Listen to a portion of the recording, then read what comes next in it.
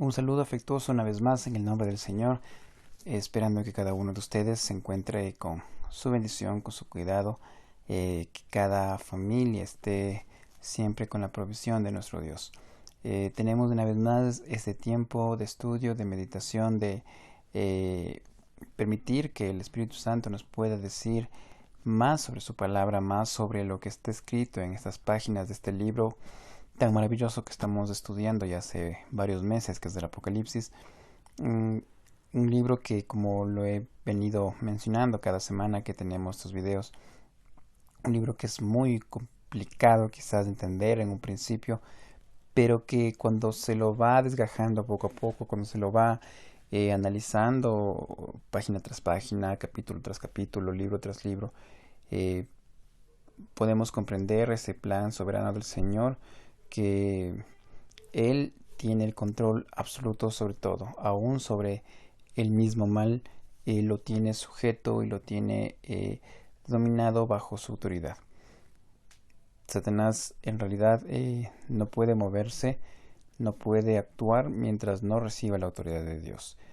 Y en ese tiempo de tribulación que lo estamos analizando, Satanás actuará con su anticristo, con su falso profeta, pero cada uno de estos personajes en su debido tiempo, cuando actúen, debe tener o deben tener esa eh, veña, digámoslo así, de Dios en cuanto a las acciones que ellos determinarán.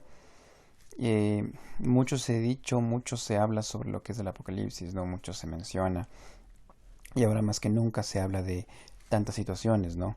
Eh, Cuando nosotros queremos hablar sobre lo que es estos tiempos de futuro, estos tiempos que aún no han pasado, que están aún por suceder, se empiezan a lucubrar muchas cosas, ¿no? Y empezamos a sacar conclusiones de lo que dijo uno, de lo que dijo otro, de lo que está pasando, de que si asoma un día y llovió fuerte ya es del apocalipsis, si es que la luna está roja es porque ya es el fin del mundo, etcétera.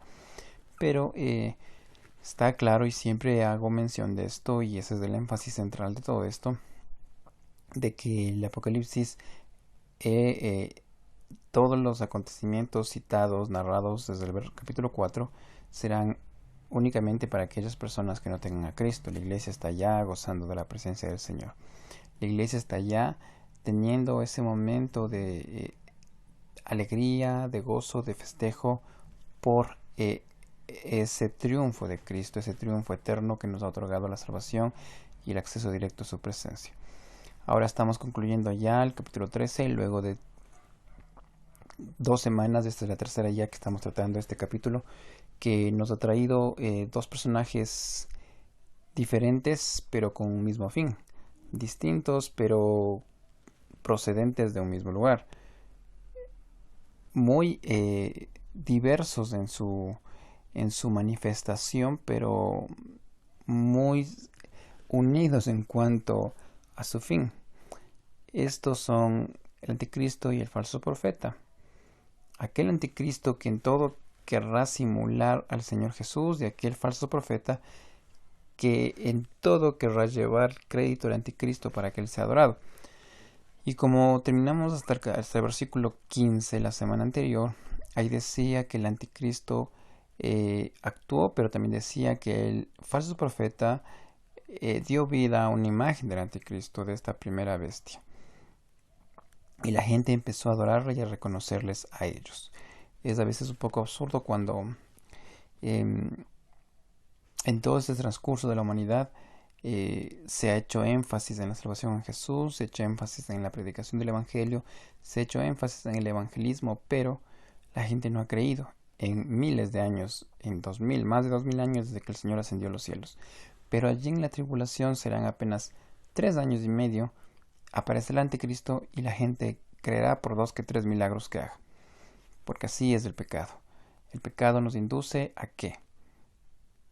A imaginarnos deidades, a crearnos seres supremos que existen solamente en nuestra imaginación, existen a partir de la nada.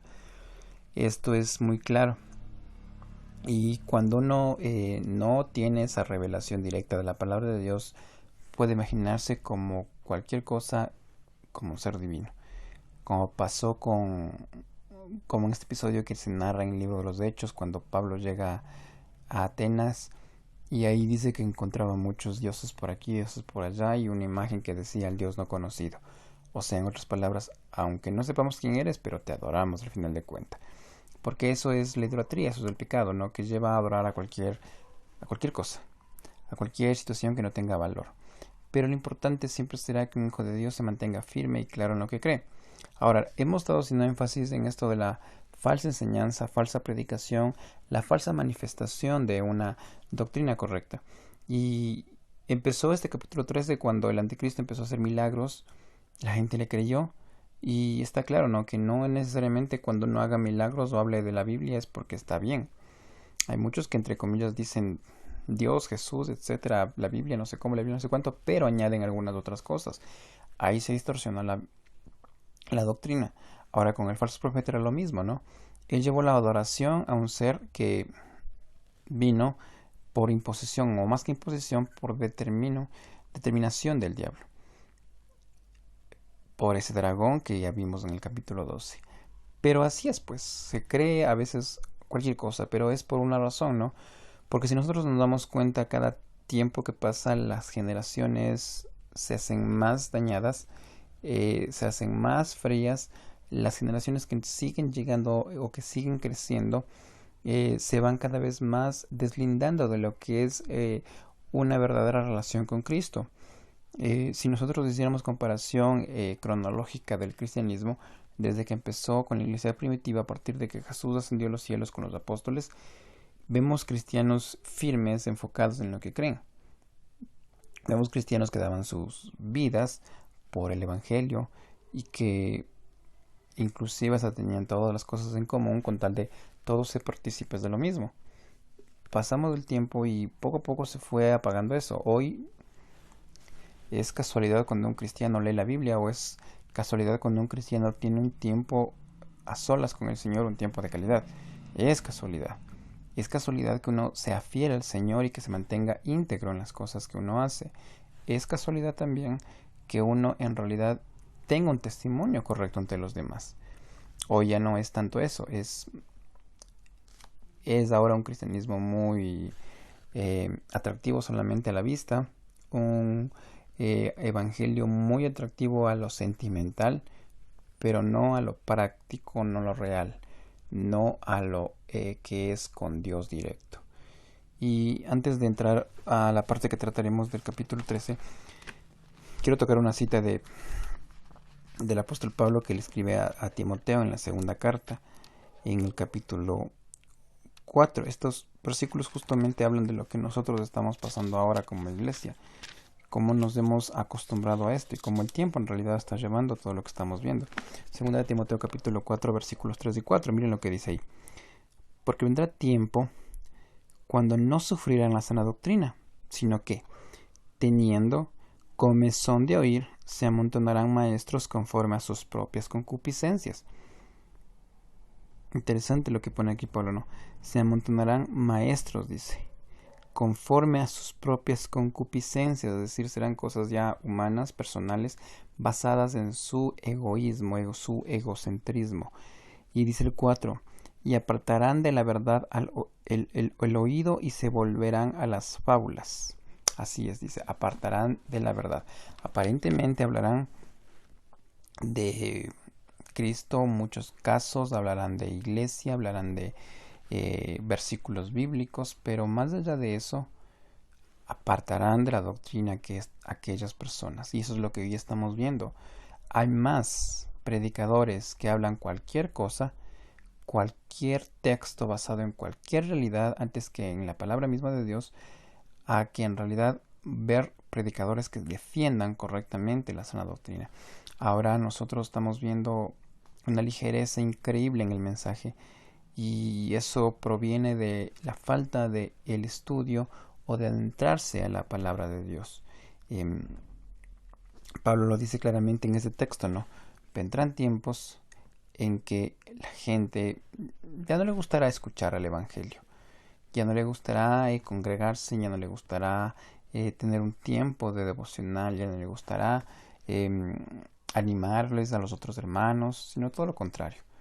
Frialdad, apatía, eh, mucho, mucha dejadez en cuanto a las cosas de Dios. Las cosas de Dios nos parecen pesadas, pero las cosas seculares, mundanas, nos parecen muy atractivas. Este video mismo no lo van a ver todos, no van a ver muchas personas, pero si me suben al YouTube un video de una persona cayéndose y todo el mundo se ríe, se tiene 1.000 millones de vistas en un ratito, porque eso es lo que nos enseña la palabra de Dios, que la gente procurará hacer las cosas que no edifiquen a hacer las cosas que les lleven al Señor. Y la iglesia lastimosamente convive con esa realidad. Nosotros convivimos con eso en todas las iglesias de Cristo. Falla de quién es, de uno, de otro es posible, pero principalmente es de uno, de uno mismo. A veces es fácil culpar a pastores, a veces es fácil culpar a otras personas, pero es muy difícil decir yo soy el del error, yo no tengo un compromiso con el Señor. Ahora, fijémonos en qué es lo que pasa, ¿no? Ya vimos, como les decía hace un rato, el capítulo 13 con estos dos personajes que aparecen en escena, pero hay un número que nos trae, como decir, miedo a muchos, nos trae incertidumbre, nos trae ansiedad, muchas emociones nos trae este famoso 666. Un número que se lo quiere interpretar de diversas maneras, ¿no? Y muchos lo toman como en adaptación a lo que es la cultura hebrea, que cada letra tiene un validez de un número y lo han sacado, han dicho Hitler era el anticristo por el 666 porque su nombre suma este número. Otros dijeron que era Nerón inclusive, por eso decían que ya el Apocalipsis pasó de moda, pasó de época porque fue escrita para el tiempo de Nerón y era el anticristo que persiguió a la iglesia. Otros fueron aún más osados y dijeron que el 36 es igual al nombre Bill Gates, a este fundador del imperio Microsoft. O también dijeron que él mismo cuando sacó el Windows 95, que fue el primer Windows que salió, dijeron Windows 95 es cada letra sumada significa 666. Y así podremos seguir enumerando muchos nombres y muchas cosas más en que la gente se ha enfocado y ha empezado más a perder el rumbo en este sentido, a querer sacar diferentes cosas que no están basadas en la realidad. Más allá de significar un nombre, una persona, vamos a ver que de este famoso número 666, adentrándonos del contexto que estamos viendo, ¿no? Terminamos la semana pasada hablando de que este falso profeta hizo cosas para llevar a la adoración al anticristo. Inclusive dice que dio vida a una imagen de él y la gente se postró frente a esa imagen. Y une la idea y dice en el versículo 16 del capítulo 13, ¿no? Que hacía que a todos, pequeños y grandes, ricos y pobres, libres y esclavos, se les pusiese una marca en la mano derecha o en la frente. Aquí vamos a dividir en tres partes cómo tiene autoridad el anticristo. En la primera estamos viendo que es una autoridad, si le podemos llamar así, una autoridad global en cuanto a diferentes estratos o clases sociales. ¿Por qué? Porque la marca de la bestia, como es conocido vulgarmente o más comúnmente el 666, esta marca dice que no hará distinciones de personas, porque dice en primera instancia que hacía que a todos primero, ¿no? Dice a todos. ¿Quiénes son esos todos? Pequeños y grandes, es decir, personas relevantes, personas no relevantes, es como vamos a decir un actor famoso, un cantante, una cantante famosa, tendrá la opción de poner esa marca, como también una persona que no tiene la idea quién es el resto del mundo, también tendrá la opción de ponerse esa marca. También dice en segundo lugar, pobres, ricos y pobres, es decir, insisto, no hace distinción de clase social esa marca. A los ricos y a los pobres, tanto al que vive en el barrio más exclusivo con su casa de 1000 habitaciones, con piscina, con jacuzzi, con todo lo que pueda tener, como también aquella persona que vive en el lugar más humilde, con una casita allí de choza de caña, que no tiene quizás ni siquiera servicios básicos. O sea, es igual. Y en tercera instancia dice en este versículo 16, además de los pequeños y grandes, de los ricos y pobres, también dice los libres y los esclavos. Es decir, aquellas personas que caminan comúnmente en la calle sin ningún problema, pero también la marca será accesible para aquellos que estén recluidos en una prisión, en un lugar de un reformatorio, en un lugar que no tenga acceso a la libertad. Pero volvamos a ver el versículo, dice, hacía que a todos, pequeños y grandes, ricos y pobres, libres y esclavos, se les pusiese una marca en la mano derecha o en la frente. Hay una distinción aquí de esta marca, en la mano derecha o en la frente. ¿Por qué? Porque si nosotros recordamos que ya vimos en el capítulo 7 sobre los 144,000 sellados de Dios, ellos recibían esa marca en la frente. El anticristo, como quiere hacer lo mismo que hace Cristo, utiliza esa misma estrategia y pone a sus seguidores una marca en la mano derecha o en la frente. Y aquí viene la discusión, ¿no? Porque muchos hablan de que, la tecnología de los microchips o de los códigos de barra, y desde que yo era pequeño había esa discusión, ¿no? Y han llegado al extremo muchos cristianos o pastores inclusive a prohibir en sus iglesias de que utilicen sistemas tecnológicos con microchips, con chips de identidad, etcétera, o más allá con códigos de barras o con aparatos tecnológicos. Porque dicen, ¿no? Cuando uno, yo me acuerdo que tenía un amigo que hacía eso, ¿no? Según él, código de barra tiene numeritos ahí abajo, números pequeños, y decía ahí, siempre coincide que es del 666, decía hay un número acá y sumaba, y mucha gente ha hecho eso. Es decir, que los números de los códigos de barra suman 666. Eso es más fantasía y quizás muchas películas de ficción que les ha hecho, les ha llenado de traumas la cabeza, pero porque la Biblia no nos habla de eso. Y si nosotros hablamos de chips, en todo lado vamos a encontrar ahora chips, no con la tecnología, en los celulares nuestros. Por eso ahora inclusive con el GPS nosotros nos pueden identificar hasta en el fin del mundo donde estamos. Si el celular se pierde, simplemente uno va a la página del celular, pone el rastreo satelital y por el chip que tiene el teléfono lo pueden localizar en todo lado. Así se maneja ahora. O sea, no necesariamente que un chip es del diablo, como muchos dicen, o la tecnología es del diablo. No es así. Porque en la marca de la bestia, ya lo veremos, no es tecnología, no es chips, no es códigos de barra, no es nada parecido, es algo muy diferente. Pero dice aquí que esa marca no será una marca como una implantación, como muchas películas también que he visto sobre el arrebatamiento, sobre la tribulación más que arrebatamiento. No será un chip implantado en la mano y que nadie lo vea, sino será una marca visible. Será una marca que se pueda distinguir, precisamente para que la gente diga, él es el que tiene la marca, tranquilos con él. El de allá no tiene la marca, entonces se mete en serios problemas. ¿Por qué? Porque miremos que dice el versículo 17. Dice que ninguno pudiese comprar ni vender, sino el que tuviere la marca o el nombre de la bestia o el número de su nombre. Exacto. Porque esa persona que no tenga la marca o que no se ha identificado con la marca, esa persona literalmente no será nadie, porque dice no podrá comprar ni vender, no podrá hacer nada si no tiene el número de la bestia. Es decir, si tiene un carro y necesita ir a su trabajo y no tiene combustible y va a la gasolinera, le dirán, a ver, mijito, muestra la marca primero. No tienes, gracias, no le podemos llenar su tanque de gasolina. Así será. Irá al supermercado y dirá, a ver, indíqueme primero su marca. No tiene la marca, muchas gracias, no le podemos permitir comprar en este supermercado. Y así será la historia. O sea, hay muchas películas que precisamente hablan de eso, o libros también que hablan sobre la parte de la tribulación y le toman como que fuera una fantasía esto, no como un mito. Pero estamos viendo que la palabra de Dios nos refiere a eso, de que habrá una marca que el anticristo pondrá a sus seguidores para identificarlos, así como ya lo vimos de esto de los 144,000. Pero más allá de eso, nosotros tenemos como hijos de Dios una identidad, y tenemos la identificación que es el Espíritu Santo en la vida del creyente.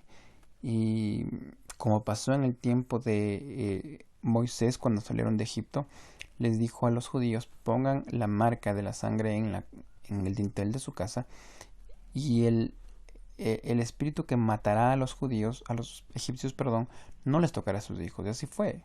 Hay esa distinción que uno tiene, como decía en la ley de Moisés, que ellos tenían que ponerse igual en la frente y en la mano la ley, para identificarse, para estar todo el tiempo meditando en ella. O sea, eso hay un precedente de las cosas de Dios que tenían que identificarse, pero Satanás utilizó lo mismo.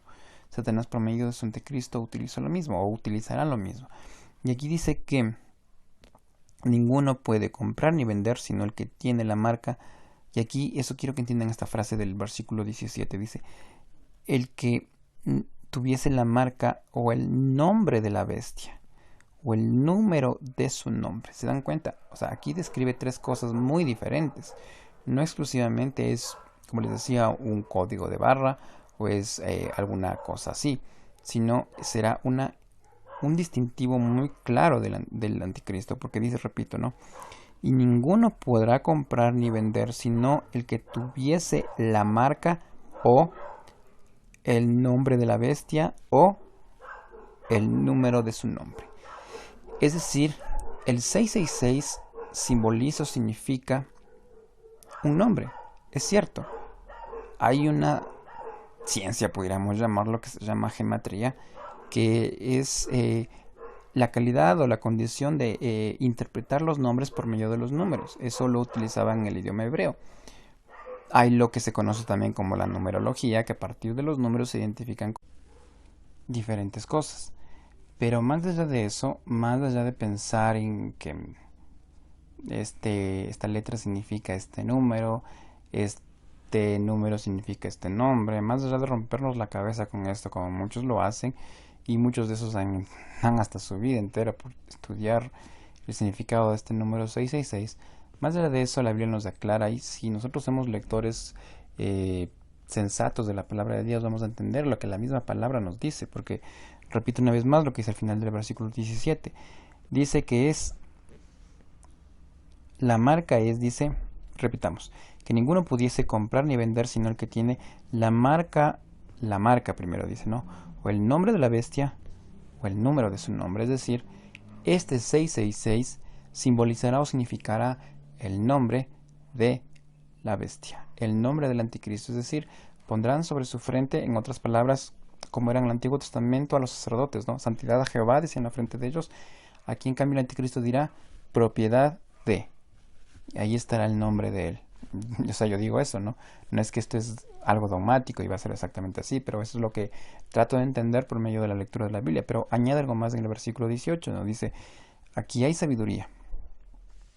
Es decir, entendamos con sabiduría las cosas, no como nos imaginamos, como creamos que es. Dice, el que tiene entendimiento cuenta el número de la bestia, pues es número de hombre. Y su número es 666. Aquí nos aclara algo más, Juan. Porque dice, el que tiene entendimiento cuenta el número de la bestia. ¿Por qué? Porque es número de hombre. Ahora aquí sí entra la parte numérica. Porque si nosotros miramos el Apocalipsis, hay muchos números. En el 7, por ejemplo, significa perfección, o la divinidad, o la Trinidad en su perfección. El número 3, obviamente, también se refiere a lo que es el aspecto divino. El número 1 es unidad, y así hay muchos números. Pero siempre el número 6 simbolizará al hombre, al ser humano. Porque el ser humano no puede llegar al nivel de Dios, el número 7. Por obvias razones, también Satanás podrá llegar máximo al 6. Y si nosotros queremos hacer una unión de números aquí y confundirnos un poco más, si es el caso, los 3-6 simbolizan la humanidad que no puede llegar hasta Dios. Pero también los 3-6 podrán significar tanto al diablo como al anticristo y como su falso profeta. Una Trinidad que no puede llegar al máximo de los 3-7 que son Padre, Hijo y Espíritu Santo, que apenas llegarán al número 6. Por eso dice, cuenten, dice, porque el número de la bestia es un número de hombre. Y acá insisto, o sea, acá no es que nos dice la Biblia el número de la bestia, es un número etimológico, es un número científico, es un número de cualquier otra situación, sino dice, es un número de hombre. Y a veces cuando nosotros miramos este número 666, o sea, a algunos les da terror, a algunos les da chúticas, miren el 6, uy, qué bestia, qué susto. Algunos son tan supersticiosos que si están leyendo un libro, por ejemplo, y llegan a la página 666, no la leen y se saltan. Algunos no quieren ni mirar ese número. Se han hecho películas inclusive de terror con ese número y es como que es un número maldito, ¿no? Pero dice, este es un número de hombre porque es imperfección en otras palabras. A diferencia de lo que es el 7 de Dios, que es perfecto, es pleno. Por eso a partir del 7 hay muchas cosas, ¿no? El arco iris tiene 7 colores, de igual manera como los movimientos del LGTB tienen 6 colores en su arco iris porque son imperfección, no han llegado al nivel de Dios. Y así podremos seguir enumerando muchas cosas, ¿no? Todo lo que proviene de Dios, como decía al principio en el Génesis, es perfecto, es correcto, es bueno, y es bueno en gran manera. A diferencia de lo que es hecho por el ser humano, que es imperfecto y es cuestionable y llega solamente hasta un punto y no puede pasar más allá de eso. Y dice aquí, ¿no? El que tiene entendimiento cuenta el número de la bestia, pues es número de hombre y su número es 666. Es muy clara la palabra de Dios cuando la leemos a profundidad y no la leemos superficialmente, como cuando algún individuo que se llamaba eh, Jesús Miranda, él dijo, este es el número de Dios, dijo él. Y en su secta hizo poner a la gente, hace unos 10 años atrás fue eso, hizo poner en su secta a la gente la marca, esta del 666, porque decía es un número divino, porque él leía este versículo 18 sin signos de puntuación. Y yo cuando leo este versículo miro que dice aquí hay sabiduría y hay un punto seguido. Y me enseñaron en la escuela que el punto seguido hay que contar unos segundos y volver a continuar con la lectura. Entonces yo digo, aquí hay sabiduría. El que tiene entendimiento es una idea muy diferente, pero aquel individuo leía el aquí hay sabiduría sin el punto seguido y decía el 666 es el número de la sabiduría, por lo tanto tenemos que nosotros ponernos. Y él indujo una secta que se ponían el número este, totalmente descontextualizado. Por eso nosotros tenemos que leer la Biblia, repito una vez más, tal y cual es. No como yo creo que sea, no como me imagino que sea, no como yo quisiera que sea, sino como en realidad está escrita. Y la palabra de Dios es aclarada, es respondida, es interpretada correctamente cuando la leemos bajo la dirección del Espíritu Santo. Concluimos este capítulo 13. ¿Cuál es la conclusión de todo esto? Primero que los cristianos no pasarán esto, ¿no? Segundo que el anticristo en realidad, más allá que el anticristo, Satanás en realidad, al llegar a este momento es como que él dice, por fin, lo hice, tengo el dominio, tengo el gobierno que yo esperé tener siempre. Exacto. Pero como ya lo hemos visto, es un gobierno pasajero, un gobierno que tendrá apenas 3 años y medio. Un gobierno que, ya veremos en los siguientes capítulos, terminará pronto por la autoridad divina. Así que lo que nosotros tenemos que hacer es estar preparados, esperar con certeza, con seguridad, esa venida de Cristo que está detallada aquí en el libro del Apocalipsis. Que cada cosa que nosotros hagamos pensemos de que el Señor nos está mirando y que el Señor volverá por nosotros. Y que si estamos nosotros viviendo más en pecado que en una vida correcta, a quien tendremos que rendir cuenta en algún momento será a Dios en su trono mismo. Dios les bendiga y que si el Señor lo permite nos estaremos mirando la próxima semana y estaremos continuando ya empezando en el capítulo 14. Si el Señor así lo permite. Nos estamos mirando y que Dios bendiga sus vidas y sus hogares.